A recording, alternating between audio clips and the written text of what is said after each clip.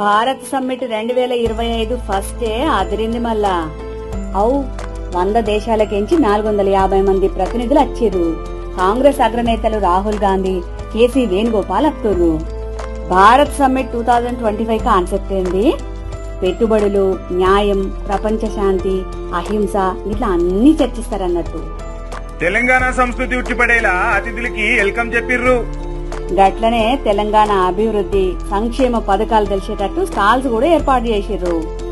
Telangana rising పేరుతో రాష్ట్రంలో ఉన్న వనరులు, దావోస్, జపాన్ నుంచి వస్తున్న పెట్టుబడులు, ఆర్థిక అభివృద్ధి, మన మేధో సంపత్తి అన్ని చెప్తుంది.